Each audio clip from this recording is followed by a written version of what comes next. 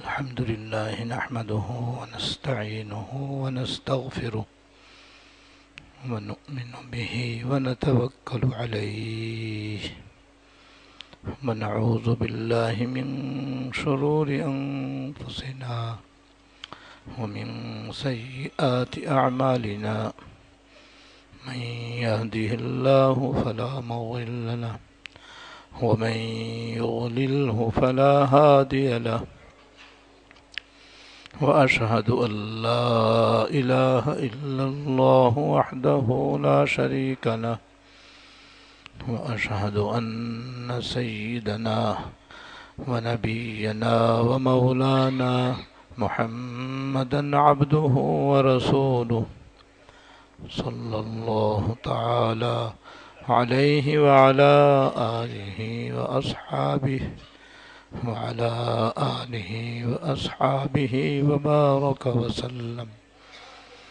وبارك وسلم تسليما كثيرا أما بعد فأعوذ بالله من الشيطان الرجيم بسم الله الرحمن الرحيم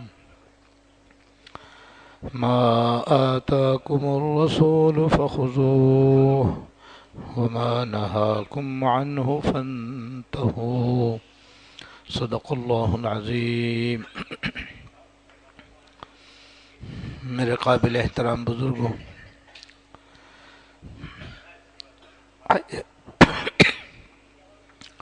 حیات المسلمین کی روح نمبر 25 کا بیان چل رہا ہے۔ اس میں حکیم الامت مجدد الملت حضرت مولانا تھانوی رحمۃ اللہ علیہ نے قرآن و حدیث کی روشنی میں اس بات کو بیان فرمایا ہے کہ مسلمان ایک الگ قوم ہے اور کافر ایک الگ قوم ہے، لہذا مسلمانوں کو کافروں کی مشابہت اختیار کرنے سے پرہیز کرنا چاہیے اور ان کی مشابہت اختیار کرنے سے بچنا چاہیے۔ جتنے بھی مسلمان ہیں اور صاحب ایمان ہیں، یہ سب اللہ تعالیٰ کے محبوب ہیں۔ یہ اللہ تعالیٰ پر ایمان لانے والے ہیں، صاحب ایمان ہیں، اور صاحب ایمان اللہ تعالیٰ کے رحمتوں کا مورد ہے۔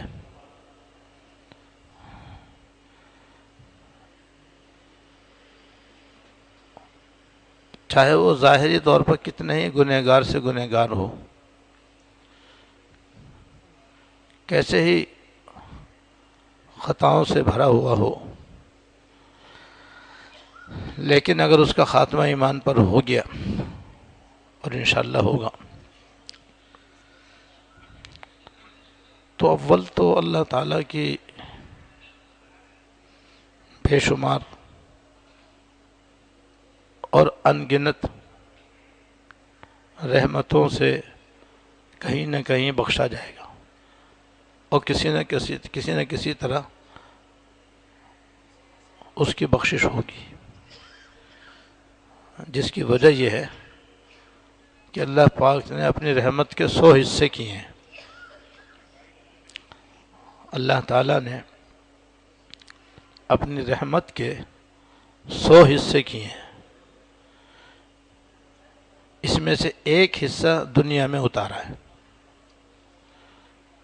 اس کی وجہ سے دنیا میں انسان تو انسان، جانوروں کے اندر بھی محبت پائی جاتی ہے۔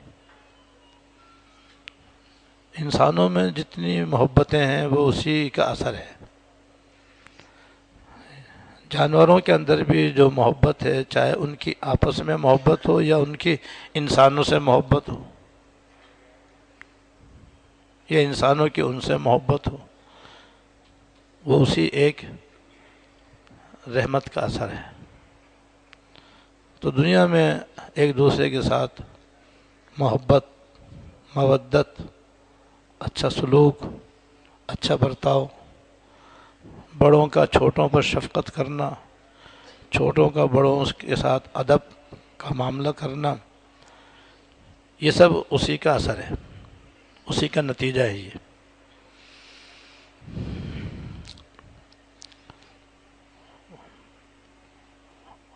اور چونکہ اللہ تعالیٰ اپنے بندوں سے محبت کرتے ہیں، یعنی اہل ایمان سے محبت کرتے ہیں، اس لیے سارے اہل ایمان سب سے زیادہ اللہ تعالیٰ سے محبت کرتے ہیں، چاہے ظاہری طور پر یہ محبت کرنا محسوس ہو یا نہ ہو، لیکن جب اس کا موقع آتا ہے تو آپ دیکھیں کہ وہ لوگ جو نماز نہیں پڑھتے، روزے نہیں رکھتے، ظاہری طور پر بھی وہ دین سے دور ہیں، لیکن اللہ کے نام پہ جان کی بازی لگا دیتے ہیں۔ اور وہ لوگ جو ظاہری طور پر دیندار ہیں، نماز روزے کے پابند ہیں، ظاہری طور پر بھی ان کا ظاہر شریعت کے مطابق ہے، بعض مرتبہ وہ پیچھے رہ جاتے ہیں، وہ پیچھے رہ جاتے ہیں اور وہ بازی لے جاتے ہیں۔ یہ سب اللہ تعالیٰ کی محبت کا اثر ہے، ایمان لانا بھی اسی کا اثر ہے۔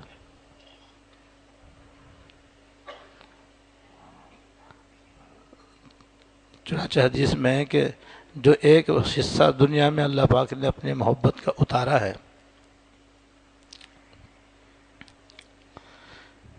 آخرت میں یہ بھی 99 حصوں کے ساتھ مل جائے گا، اور اللہ تعالیٰ کی 100% رحمت اپنے بندوں کی طرف متوجہ ہوگی، اور اللہ تعالیٰ بہانے بہانے سے اپنے بندوں کو معاف کریں گے، اور بہانے بہانے سے اللہ تعالیٰ درگزر فرمائیں گے اور بخشش فرمائیں گے۔ اللہ تعالیٰ کی رحمت کا ایک عجیب واقعہ یاد آیا۔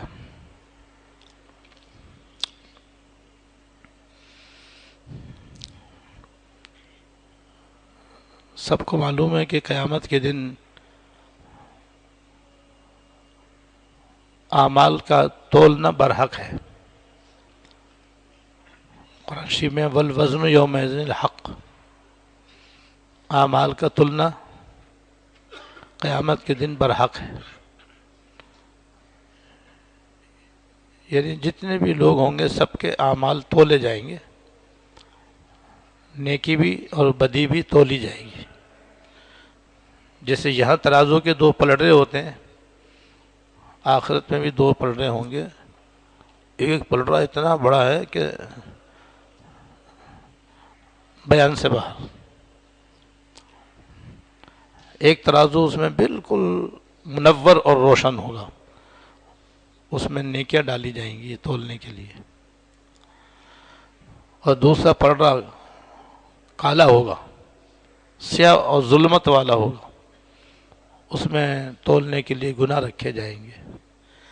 کفہ نیرہ اور کفہ مظلمہ، یہ 2 ترازو کے پلڑے ہوں گے، نیکی کے پلڑے میں ڈالی جائیں گی، گناہ کے پلڑے میں ڈالے جائیں گے، پھر تولا جائے گا۔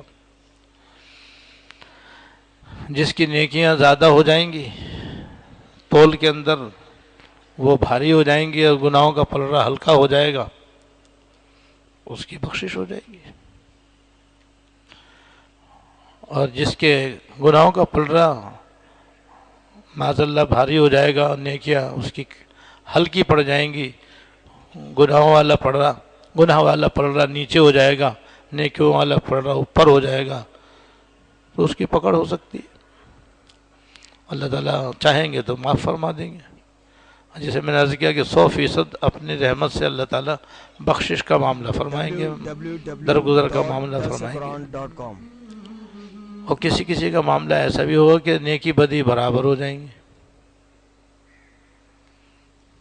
گناہ اور نیکی بالکل برابر کانٹا بیچ میں کھڑا ہو جائے گا، نہ ادھر جھکے گا نہ ادھر جھکے گا۔ تو ان کے لیے ضابطہ یہ ہے کہ ان کے لیے اللہ پاک نے جنت اور جہنم کے بیچ میں ایک مقام بنایا جس کا نام ہے اعراف، انہیں وہاں بھیج دیا جائے گا، جس کی وجہ سے نہ وہ جنت میں ہوں گے نہ جہنم میں ہوں گے، لیکن وہاں سے جنتیوں کو بھی دیکھیں گے اور ان کی راحتیں، نعمتیں، ان کی خوشیاں اور مسرتیں دیکھیں گے اور بڑی حسرت کریں گے، اور جب اہل جہنم کا عذاب دیکھیں گے تو اللہ تعالیٰ سے پناہ مانگیں گے۔ پھر جب تک اللہ تعالیٰ کو انہیں وہاں رکھنا منظور ہوگا وہاں رکھیں گے، پھر اس کے بعد اللہ تعالیٰ چاہیں گے تو جنت میں داخل کر دیں گے، مناسب سمجھیں گے کہ تو دوزخ میں پاک کرنے کے لیے ڈالیں گے، لیکن وہ نہ جنت میں ہوں گے نہ جہنم میں ہوں گے۔ عام قاعدہ تو اللہ تعالیٰ کا یہ ہے، لیکن ایک واقعہ اللہ تعالیٰ کی رحمت کا یہ آتا ہے کہ ایک آدمی کا یہی صورتحال ہوگی کہ اس کے نیکیاں اور گناہ برابر ہوں گے، جس کی وجہ سے حتمی طور پر اس کی بخشش کا فیصلہ نہیں ہوگا، اور ضابطے کے مطابق اس کو اعراف میں بھی نہیں بھیجا جائے گا، بس کہ اللہ تعالیٰ اپنی رحمت سے اس سے یہ فرمائیں گے کہ بھئی ایسا ہے کہ تم ایک نیکی کہیں سے لے آؤ تو ہم تمہاری نیکیوں کے پلٹے میں ڈال دیں گے، تو تمہاری نیکیوں کا پلٹا جھک جائے گا، تمہاری بخشش ہو جائے گی، یا جاؤ تم کسی سے اپنی ایک نیکی لے آؤ۔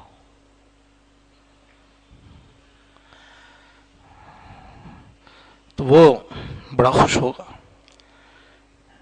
کہ اللہ پاک نے تو میرے ساتھ بڑی رعایت فرما دی، بڑی مہربانی فرما دی، ایک نیکی لانا کیا مشکل ہے، ابھی جاتا ہوں میں، میرے تو بہت چاہنے والے ہیں، میرے تو یار دوست بھی بہت ہیں، میں ابھی آتا ہوں اور لے کے آتا ہوں۔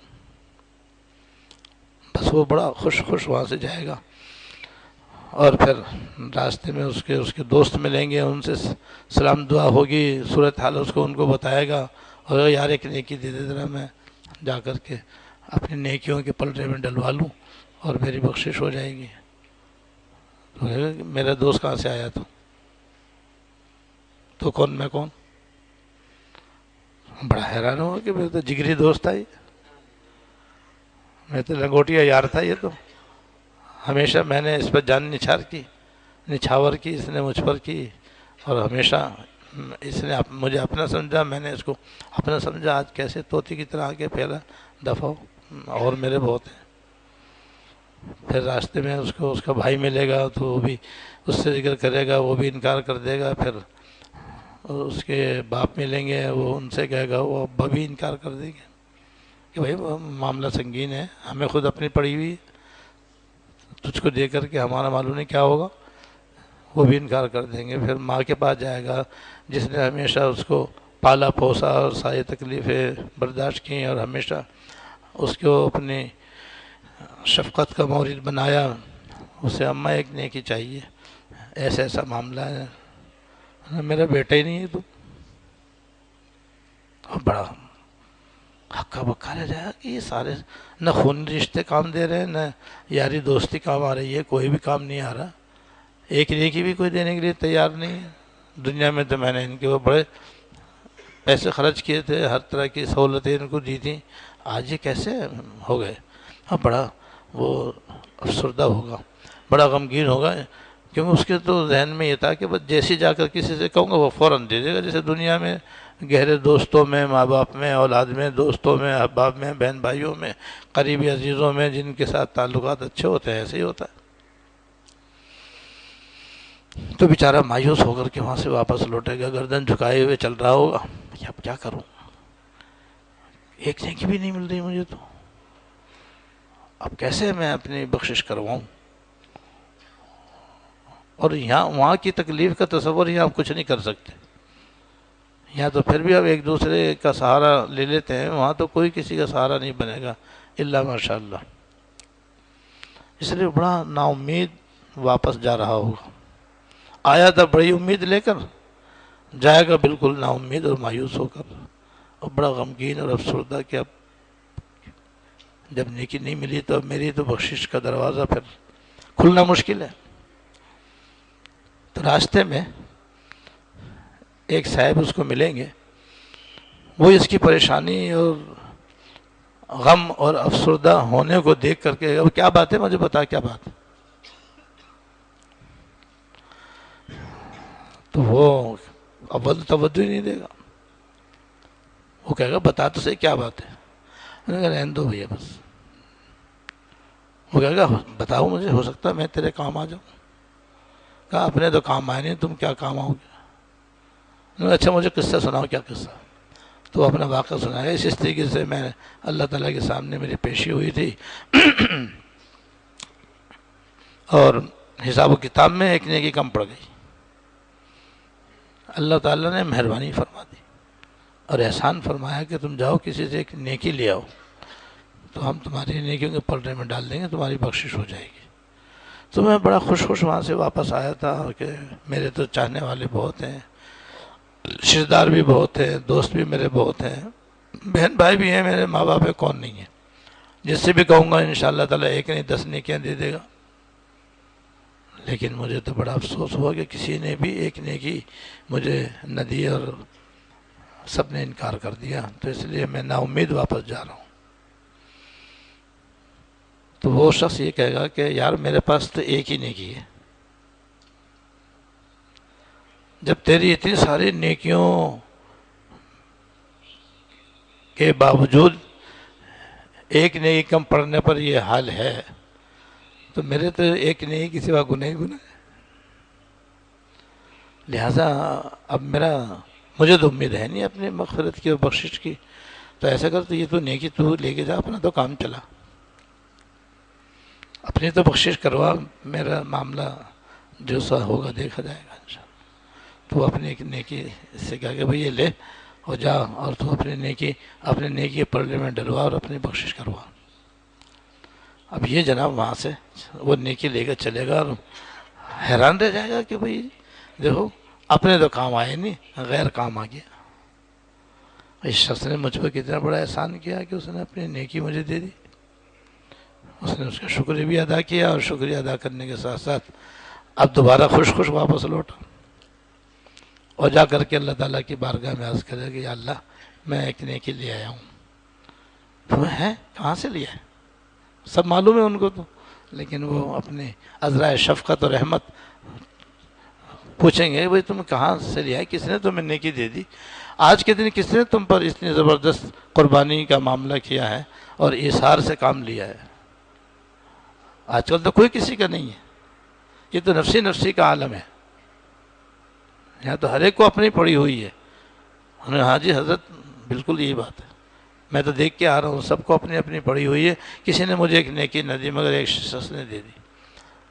تو وہ کہے گا یا اللہ اس نے یہ کہا تھا کہ بھائی میرے پاس تو یہ لے دے کے ایک ہی نیکی ہے، اب میری کیا بخشش ہوگی، لہٰذا میں تجھ کو یہ نیکی دیتا ہوں، تو کم از کم اپنی بخشش کروا اور جنت میں جا، میں جانوں میرا پروردگار جانے۔ یا اللہ اس ایک بندے نے مجھے اپنی نیکی دے دی، فرمایا آج کے دن اس نے ایثار کیا اور ضرورت ہوتے ہوئے اس نے قربانی دی، ہم اس کا ایثار قبول کرتے ہیں اور تیری بخشش کرتے ہیں، اس کی بخشش کرتے ہیں، جل جلالہ جل جلالہ۔ ایسی اللہ تعالیٰ کی رحمت ہوگی، اسے کہتے ہیں کہ رحمت حق بہانہ میں جویت، اللہ تعالیٰ کی رحمت بخشنے کے لیے بہانہ ڈھونڈتی ہے، اللہ تعالیٰ کی رحمت بخشنے کے لیے بہانہ ڈھونڈتی ہے، تو یہ بہانہ ہی ہے بس کہ اللہ تعالیٰ نے دونوں کی بخشش فرما دی ہے، اس کی بخشش فرما دی، اس کی بخشش فرما دی، دونوں کی بخشش ہو گئی۔ تو قیامت کے دن اللہ تعالیٰ اپنے 100% رحمت سے اپنے بندوں کی بخشش فرمائیں گے، اور یہ جو 100% رحمت ہوگی یہ ایمانداروں پر ہوگی، کسی کافر پہ نہیں ہوگی، یعنی مسلمانوں جو اللہ کے نیک بندے ہو تو ہیں، جو مسلمانوں کے اندر جو فاسق و فاجر ہوں گے، خطا کار سیاہ کار ہوں گے، ان کو بھی اللہ تعالیٰ طرح طرح سے بخشیں گے، طرح طرح سے ان کی مغفرت فرمائیں گے۔ اس لیے کسی کو بھی اللہ کی رحمت سے مایوس نہیں ہونا چاہیے، ہر صاحب ایمان کو کوشش ضرور کرنی چاہیے کہ اللہ تعالیٰ کی نافرمانی نہ ہو، اور کوشش کرنی چاہیے کہ اگر نافرمانی ہو گئی ہے تو توبہ کر لے، اور کوشش کرنی چاہیے کہ آئندہ گناہ نہ ہو، اور زندگی بھر اس طرح کوشش کرتے رہنا چاہیے۔ اس کے باوجود بھی اگر گناہ ہوتے ہیں تب بھی ہرگز اللہ تعالیٰ سے معافی نہ مانگے، ہرگز اللہ تعالیٰ سے مایوس نہ ہو، نا امید نہ ہو۔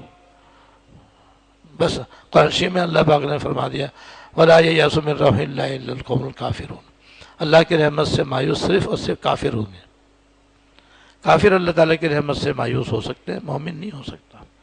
تو مومن اتنا اعلیٰ درجے کا انسان ہے تو اللہ تعالیٰ کی جماعت کا آدمی ہے وہ، تو اس لیے اللہ تعالیٰ کی ساری رحمت اسی کے ساتھ ہوں گے۔ دیکھو اللہ تعالیٰ کی رحمت کا ایک اور واقعہ یاد آیا، وہ سناتا ہوں۔ حضرت بشر حافی رحمۃ اللہ علیہ کا نام آپ نے سنا ہوگا۔ حضرت بشر حافی یہ اللہ تعالیٰ کے بڑے نیک و مقبول بندے ہیں، اولیاء اللہ میں سے ہیں، لیکن شروع میں ان کی صورتحال دین سے دوری کی تھی، دین سے دور تھے، بلکہ ایک شراب خانے میں نوکری کرتے تھے، اور نوکری کیا تھی؟ شراب پلانے کی۔ اب اسی سے اندازہ لگا لو کہ وہ شراب جو مل خبائث میں سے ہے، تمام برائیوں کی جڑ ہے، اور تمام برائیوں کے جہاں جڑ بیچی جاتی ہے اس کو شراب خانہ کہتے ہیں، یا پی جاتی ہے اسے شراب خانہ کہتے ہیں۔ وہاں نوکری کرتے ہیں، شراب پلاتے بھی ہیں، شراب بیچتے بھی ہیں۔ تو شروع میں ان کا یہ حال تھا، لیکن کیسے اللہ تعالیٰ نے اپنی رحمت سے ان کو اپنی آغوش میں لیا، وہ عجیب و غریب واقعہ۔ وہ واقعہ یہ ہے کہ ایک دن یہ اپنی نوکری سے فارغ ہو کر، ڈیوٹی سے فارغ ہو کر واپس لوٹ رہے تھے کہ ان کی نظر نالی میں پڑی، نالی میں ان کی نظر پڑی۔ اور پہلے زمانے کی نالیاں آپ کو معلوم ہے کھلی ہوتی ہیں، اس میں ہر قسم کی ناپاکی بھی پڑی ہوئی ہوتی ہے، نظر بھی آتی۔ اب تو گٹر سسٹم آ گیا، اس وجہ سے پتہ ہی نہیں چلتا کون سی ناپاکی کہاں گئی۔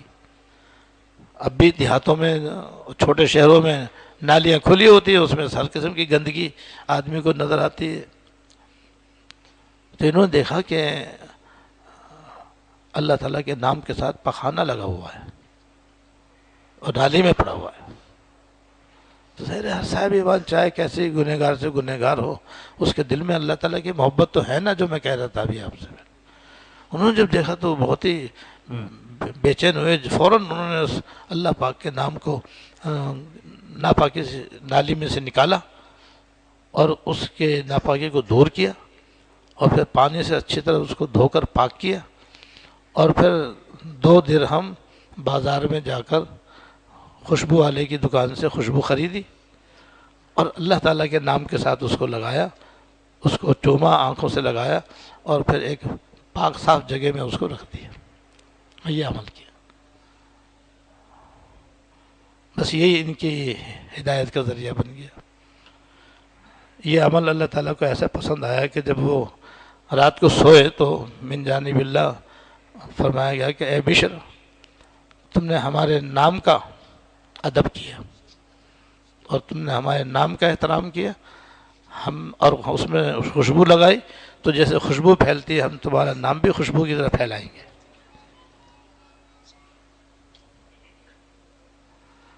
بس وہ اللہ تعالیٰ کو ان کا یہ عمل پسند آیا اور یہ ان کو بشارت ملی۔ اب بیدار ہوتی اس کے آثار شروع ہو گئے۔ یہ اپنے معمول کے مطابق اپنی نوکری پہ جاتے رہے، آتے رہے۔ ان کے زمانے میں کوئی بزرگ تھے جو صاحب نسبت تھے، اللہ والے تھے۔ من جانب اللہ خواب میں ان کو حکم ملا کہ تم جاؤ اور فلاں شراب خانے میں ہمارا ایک بندہ ہے بشر، اس کو توبہ کراؤ، جاؤ اس کو توبہ کراؤ اس کو، کیونکہ جس کام میں وہ لگا ہوا ہے وہ گناہ کا کام ہے، اور اس کے ساتھ اور بھی گناہ کے لوازمات ہیں، ان سب سے اس کو توبہ کراؤ۔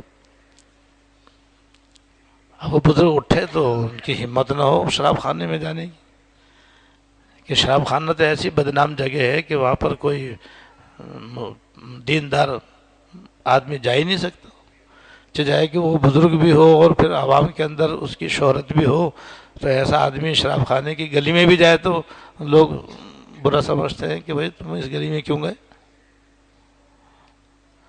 تو ایک دن تو انہوں نے ایسی بات گول کر دی. پھر رات کو دوبارہ خواب میں تنبیہ ہوئی کہ ہم نے کہا تھا گئے نہیں تم. اب یہ سویرے اٹھے تو بڑے متفکر ہوئے کہ بھائی دوبارہ حکم ملا ہے اب چلو. گئے، جا کر کے آدھے راستے سے پھر واپس چلے گئے. آدھے گئے، جب شراب خانے قریب پہنچے تو ہمت نہیں ہوئی اندر جانے کی، وہیں سے واپس لوٹ گئے. دن گزر گیا، رات آ گئی. اب زوردار ڈانٹ پڑی کہ جب ہم کہہ رہے ہیں کیوں نہیں جاتے ہو، جاؤ اور جا کر کے ہمارے بندے بشر کو توبہ کراؤ. جب تیسری ڈانٹ پڑی تو پھر اب ہوش ٹھکانے آ گئے. اب کچھ بھی ہو، چاہے کوئی اچھا کہے یا برا کرے، میں تو ضرور جاؤں گا. اور گئے، جا کر کے مالک سے پوچھا بھئی یہاں کوئی تمہارا نوکر اور ملازم بشر نامی ہے یا؟ ہاں ہاں بشر نامی ایک بندہ ہے. کہا میں اس سے ملنا چاہتا ہوں. کہا وہ ذرا بھی شراب پلا رہا ہے، فارغ ہو جائے گا تو میں ملوا دوں گا. جیسے وہ فارغ ہوئے تو یہ ان کے پاس ان سے ملے. تو میں ایک مثال دے دیتا ہوں آپ کو پہلے، کہ جب سورج نکلنے والا ہوتا ہے تو لالی پہلے آ جاتی ہے آسمان کے اوپر. سبحان اللہ. ایسے جب کسی کی توبہ کا وقت آتا ہے تو اس کے آثار پہلے ہی شروع ہو جاتے ہیں. تو ایک تو ان کو خواب میں بشارت ہو چکی تھی، دوسری یہ حضرت بزرگ وہاں پہنچ گئے، پہنچے اور ان سے ملے تو انہوں نے تنہائی میں مل کر کے کہا کہ بشر کیا تم اپنے اس کام سے توبہ کرنا چاہتے ہو؟ کہ جی حضرت میں توبہ کرنا چاہتا ہوں. کہا تو بس پھر جلدی سے استعفیٰ دو اور دیکھو تنخواہ مت لینا، کیونکہ ناجائز کام کی تنخواہ بھی حرام ہوتی ہے. مجھے کیا ضرورت ہے. اور جناب استعفیٰ دیا اور حضرت کے ساتھ حضرت اس کو مسجد میں لے گئے اور پھر اس کو کہا کہ غسل کرو، کپڑے پہنو، اور پہن کر کے توبہ پڑھوائی اور پھر اس کے بعد ان سے سچی توبہ کروائی اور توبہ کروا کے بس وہ بزرگ چلے گئے. اور یہ ان کی صحبت میں رہنے کی وجہ سے اور اللہ تعالیٰ کا اصل میں فضل اور رحمت متوجہ ہونے کی بنا پر آن کی آن میں یا تو شراب نوشی شراب خانے میں شراب پلا رہے تھے، اب یہ جناب دیکھتے دیکھتے اولیاء اللہ کے اعلیٰ مقام پہ فائز ہو گئے اور ان کو اللہ تعالیٰ نے اپنا بنا لیا. تو اللہ تعالیٰ کے نام کا جیسے ادب کیا تو اس ایک دم کایا پلٹ گئی. اور انہوں نے پیروں سے جس وقت توبہ کی تھی تو جوتے اس وقت پیروں میں نہیں تھے، اتار دیے تھے انہوں نے. اتارتے ہی بعد جب بیٹھ کے توبہ ہوتی ہے تو انہوں نے کہا کہ بھائی میں نے توبہ چونکہ ننگے پیر کی ہے تو میں تو اب ننگے پیر ہی رہوں گا، اب میں جوتا نہیں پہنوں گا. اس لیے ان کو حافی کہتے ہیں. اب یہ ننگے پیر ہی بس ہر جگہ ننگے پیر جا رہے ہیں. تو انہوں نے چونکہ دل کی گہرائی سے اللہ تعالیٰ کے محبت میں جوتے اتارے تھے تو اللہ پاک نے بھی دیکھو کیسی مہربانی فرمائی ان کے ساتھ کہ جتنے بھی جانور تھے جو گلی کے اندر گھومتے پھرتے ہیں، آتے اور جاتے ہیں، پیشاب پخانہ راستوں میں کرتے ہیں، ان سب کو حکم دے دیا خبردار جن جن راستوں سے میرے بشر گزرتے وہاں پیشاب پخانہ مت کرنا، تاکہ ان کے پیر ناپاک نہ ہوں اور پاک کرنے کی ان کو زحمت نہ ہو. اللہ دیکھو کیا اللہ پاک نے ان کے ساتھ مہربانی فرمائی. اس طرح سے وہ ننگے پیر گھومتے تھے اور پاؤں ان کے ناپاک نہیں ہوتے تھے، بس صاف کر کے مسجد میں چلے جاتے تھے، جوتے نہیں پہنتے تھے. اللہ اس لیے کہ میں نے جب اپنے رب سے توبہ کی ہے تو میں نے ننگے پیر کی ہے، تو میں جوتے کیسے پہنوں. اور بعض نے دوسرا واقعہ ذکر کیا ان کے ننگے پیر رہنے کا. بعضوں نے ایک دوسرا واقعہ بیان کیا ہے ان کے ننگے پیر رہنے کا کہ حضرت بشر جب اولیاء اللہ کے صف میں داخل ہو گئے اور اللہ تعالیٰ کی محبت میں سرشار ہو گئے اور اس شعر کا مصداق بن گیا کہ نکل جائے دم تیرے قدموں کے نیچے، یہی دل کی حسرت یہی آرزو ہے. نکل جائے دم تیرے قدموں کے نیچے، یہی دل کی حسرت یہی آرزو ہے. ایک ہوگ سے دل میں اٹھتی ہے، ایک درد سا دل میں ہوتا ہے، میں رات کو اٹھ کر روتا ہوں جب سارا عالم سوتا ہے، میری زندگی کا حاصل میری عزیز کا سہارا، تیرے عاشقوں میں مرنا تیرے عاشقوں میں جینا۔ تو کہتے ہیں کہ انہوں نے ایک مرتبہ یہ قرآن کریم کی آیت سنی کہ وَالْأَرْضَ فَرَشْنَاهَا فَنِعْمَ الْمَاهِدُونَ، وَالْأَرْضَ فَرَشْنَاهَا، اور ہم نے زمین کو بچھونا بنایا ہے، اور دیکھو کتنا اچھا ہم بچھونا بنانے والے ہیں۔ یا اللہ پاک نے قرآن شریف میں یہ فرمایا وَالْأَرْضَ فَرَشْنَاهَا فَنِعْمَ الْمَاهِدُونَ، یہاں کہ ارے یہ تو اللہ پاک نے زمین تو ہمارا بستر بنایا اور بچھونا بنایا، تو کیا بستر پر جوتے لے کے چلتے؟ انہوں نے یہ سنتے ہی جناب آیت سنتے ہی اپنے جوتے اتار دیے اور پھر ساری زندگی جوتے نہیں پہنے کہ بھائی یہ تو بستر بنایا، یعنی ایسی جگہ زمین کو ایسا ہموار بنایا کہ آرام سے آدمی اس پر سوتا ہے جیسے بستر پہ آرام سے آدمی سوتا ہے، مگر انہوں نے الفاظ ہی کا اتنا ادب کیا کہ اس کی وجہ سے بھی انہوں نے جوتے اتار دیے اور آئندہ پہننے سے اپنے آپ کو بچایا۔ تو پھر اللہ پاک نے ان پر یہ اکرام فرمایا اور ان کی یہ عزت فرمائی کہ پھر جانوروں کو حکم دے دیا کہ ان کے راستوں میں کوئی پیشاب پخانہ نہ کیا کرے تاکہ ان کے پاؤں گندے نہ ہوں۔ تو دیکھو انہوں نے اللہ تعالیٰ کے نام کا ادب کیا تھا، اس ادب پر ہی اللہ پاک نے کیسے شراب خانے سے نکالا، توبہ کی توفیق دی، اور پھر کیسا اعلیٰ مقام ان کو عطا فرمایا، اور اب نام کا جو ادب جیسے انہوں نے پہلی مرتبہ کیا تھا، آخری مرتبہ میں بھی اللہ تعالیٰ کے نام کا انہوں نے ایسا ادب کیا کہ جب میں نے ان سے توبہ کی تو میرے پیر میں جوتا نہیں تھا، یا جب اللہ پاک نے زمین کو بچھونا بنایا ہے تو یہ ادب کے خلاف ہے کہ آدمی جوتوں کے ساتھ چلے، تو یہ ان کے ساتھ ان کا حال ہے بس یہ، اور ان کا حال ان کے حق میں محمود ہے، دوسروں کے لیے وہ مطلوب نہیں ہے کہ دوسرے بھی ایسے ہی کریں۔ اس طرح سے دیکھو کیسے اللہ پاک نے ان کے اوپر اپنی مہربانی فرمائی۔ ایک اور اللہ تعالیٰ کی رحمت کا واقعہ یاد آیا، اس کا تعلق سرکار دو عالم صلی اللہ علیہ وسلم کی ذات گرامی سے ہے کہ اللہ تعالیٰ رحمان و رحیم ہے تو حضور رحمت للعالمین، دونوں ہی ہمارے لیے موجب رحمت ہیں۔ بس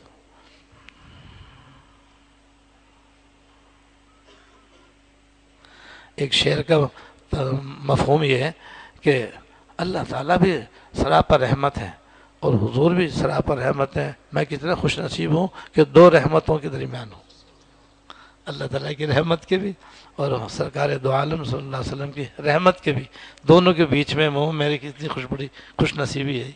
تو یہ خوش نصیبی اہل ایمان کی ہے، کافروں کو یہ نصیب نہیں ہے، نہ ان کو ہو سکتی ہے جب تک وہ کافر ہے۔ تو دوسرا واقعہ حضور سے متعلق ہے، کسی زمانے میں دو بھائی تھے، جب ان کے والد کا انتقال ہوا تو یہی دو وارث تھے، لہذا جو کچھ والد صاحب چھوڑ کر گئے وہ دونوں میں آدھے آدھا تقسیم ہو گیا، مال و جائیداد، ساز و سامان، روپیہ پیسہ سب آدھا ایک نے لے لیا، آدھا ایک نے لے لیا۔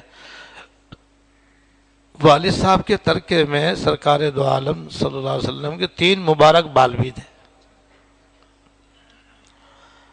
تو ان میں سے ایک بال کی تو 2 بال تو دونوں نے ایک ایک لے لیا کہ بھئی ایک تمہارے حصے میں آ گیا، ایک میرے حصے میں رہا دوسرا بال، تو یا تو ایک پورا لے لے ورنہ پھر 2 حصے کرو۔ تو بڑے بھائی نے چھوٹے بھائی سے کہا کہ بھئی آدھا بال تو لے لے، آدھا بال میں لے لیتا ہوں، میں ایسے ہرگز نہیں ہونے دوں گا، حضور کا بال کیوں کاٹے ہم اپنے حصے کی وجہ سے؟ اس کے دل میں حضور کے بال مبارک کی اس قدر محبت اور اس کا اس قدر ادب کہ اس نے کہا میں کسی قیمت پر بھی حضور کا بال کاٹنے نہیں دوں گا، چاہے تم میرا پورا حصہ لے لو مگر مجھے پورا بال دے دو۔ بھائی راضی ہو گیا کہ اگر تو اپنا حصہ بھی مجھے دیتا ہے تو میں لیتا ہوں اور تجھ کو پورا بال دے دیتا ہوں، مجھے منظور ہے، لیکن میں حضور کے بال کے 2 ٹکڑے نہیں کروا سکتا، یہ نہیں ہو سکتا کہ حضور کے بال مبارک کے 2 حصے ہوں، ایک تو لے ایک میں لوں، میں یہ نہیں کہ انہیں لوں، ایک ہی اگر لینا ہے تم لے لو ورنہ مجھے دے دو۔ میں اس کے عوض میں تو اپنا پورا حصہ چھوڑنے کے لیے تمہارے لیے تیار ہوں. وہ راضی ہو گیا اور اس نے اس کا حصہ بھی لے لیا. کہ باپ کا سارا مال اس نے لے لیا, اس نے بس 2 بال لیے اور انہیں کو چومتا ہوا وہاں سے اٹھ گیا. اور جا کر کے اس نے ان کو بہت ہی خوبصورت ڈبے کے اندر رکھا اور اس کو بہت ہی خوبصورت کپڑے کے اندر لپیٹا. بس اس کا حضور کے بالوں سے محبت کا یہ عالم تھا کہ صبح شام بال مبارک کی زیارت کرتا تھا.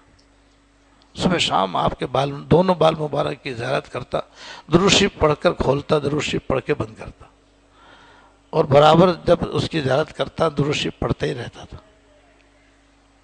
بس اسی طرح اس نے اپنی زندگی گزاری. پھر عجیب و غریب اللہ تعالیٰ نے ان کے ساتھ معاملہ فرمایا.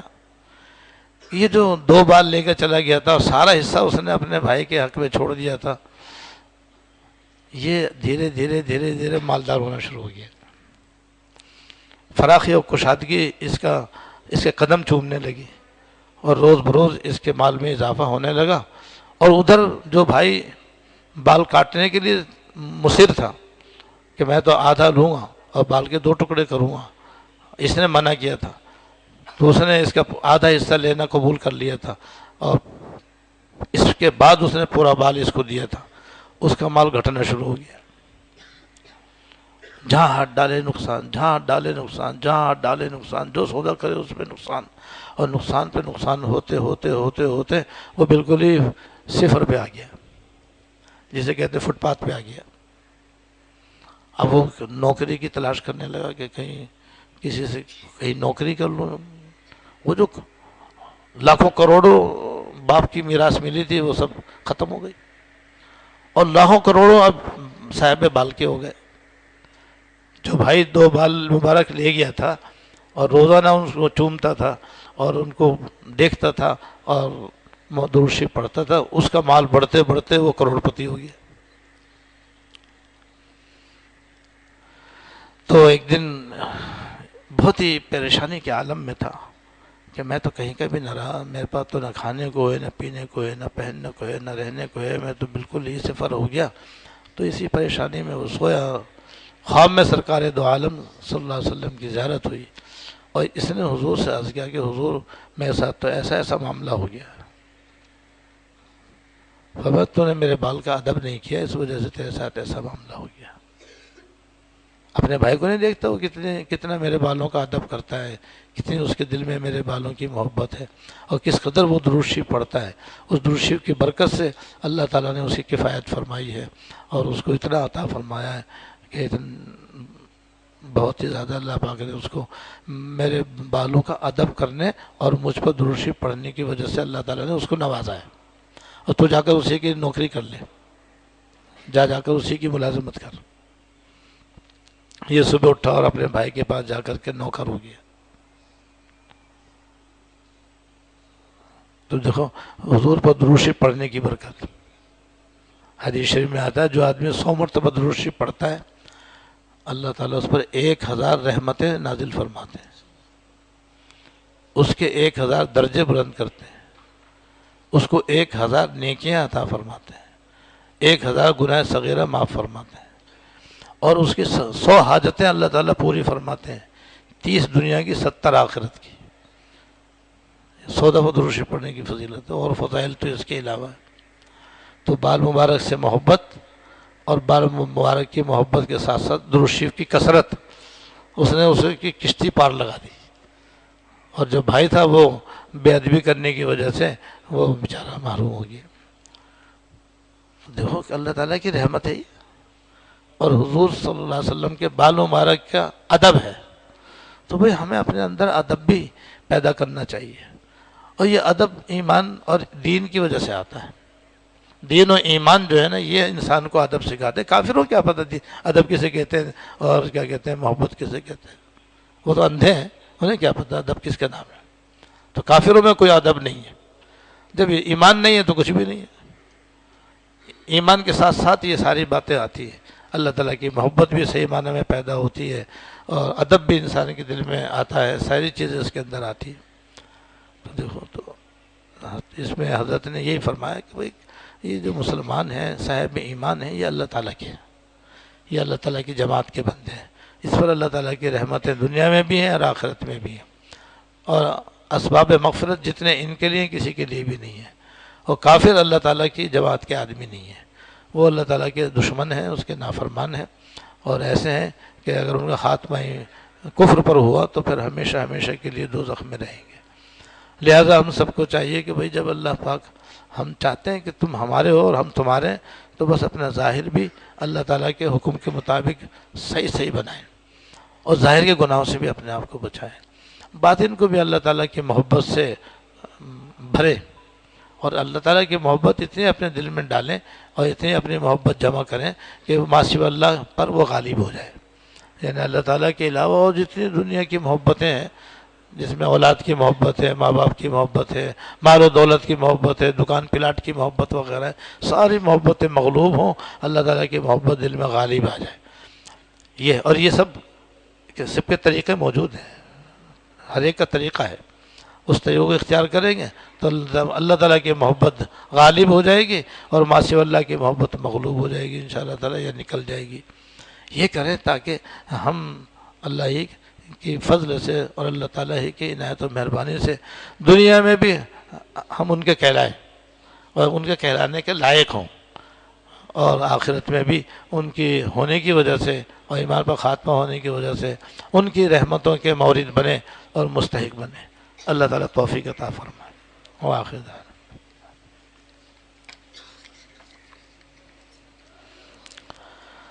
اللهم لك الحمد لا نحصي ثناء عليك أنت كما أثنيت على نفسك، اللهم لك الحمد لا نحصي ثناء عليك أنت كما أثنيت على نفسك، اللهم صل على سيدنا ومولانا محمد وعلى آل سيدنا ومولانا محمد، یا رحم الراحمین، یا رب العالمین، یا حی یا قیوم، یا ذا الجلال والاکرام، ہم سب کے، ہمارے والدین کے، ہمارے اہل و عیال کے، ہمارے سارے احباب، جملہ متعلقین متوسلین کے، یا اللہ اگلے پچھلے چھوٹے بڑے خفیہ علانیہ سارے گناہ معاف فرما۔ یا اللہ ہم سب کے اگلے پچھلے چھوٹے بڑے خفیہ علانیہ سارے گناہ معاف فرما۔ یا اللہ ہم سب کا ضرور بضرور خاتمہ ایمان پر فرما۔ ساری زندگی یا اللہ ان کاموں کی توفیق عطا فرما جو آپ کی رضا کا اور محبت کا ذریعہ ہے، اور ہمیشہ ان گناہوں سے اور ایسے کاموں سے ہمیشہ بچنے کی توفیق عطا فرما جو آپ کی ناراضگی کا باعث ہے یا دوزخ میں لے جانے کا ذریعہ ہے۔ یا اللہ ان سے بچنے کی توفیق عطا فرما۔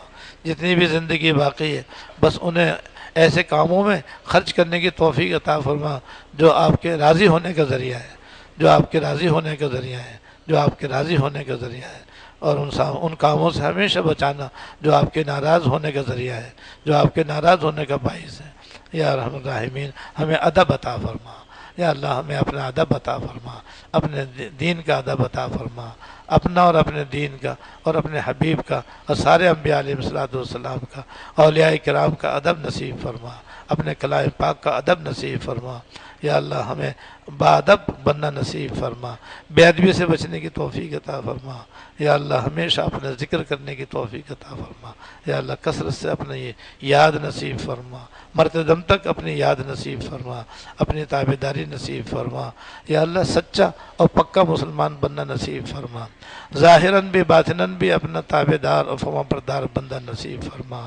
یا اللہ جو آپ کے نافرمان بندے ہیں، کفار و مشرکین ہیں، ان کو بھی ہدایت عطا فرما، اور اگر ان کی ہدایت مقدر میں نہیں ہے تو ان کی شر سے ہماری حفاظت فرما۔ یا اللہ ان کی صحبت سے دور رہنا نصیب فرما، ان کی طور طریقوں کو پسند کرنے کے گناہ سے ہمیں بچنے کی توفیق عطا فرما۔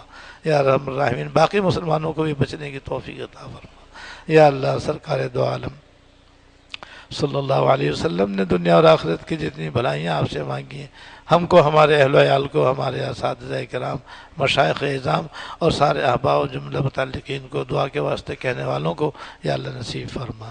اور جن چیزوں سے یا اللہ حضور نے پناہ مانگی ہے ان سب سے ہم کو پناہ عطا فرما۔ یا اللہ دنیا میں جہاں جہاں جو مسلمان خواتین و حضرات یہ بیان سن رہے ہیں یا سنیں گے، ان کے لیے بھی یہ دعائیں قبول فرما، ان کے نیک دعاؤں میں ہمیں بھی شامل فرما۔ ربنا تقبل منا انك انت السميع العليم وتب علينا انك انت التواب الرحيم صلی اللہ تعالی علی النبی الکریم محمد و آلہ و اصحابہ اجمعین آمین www.darsequran.com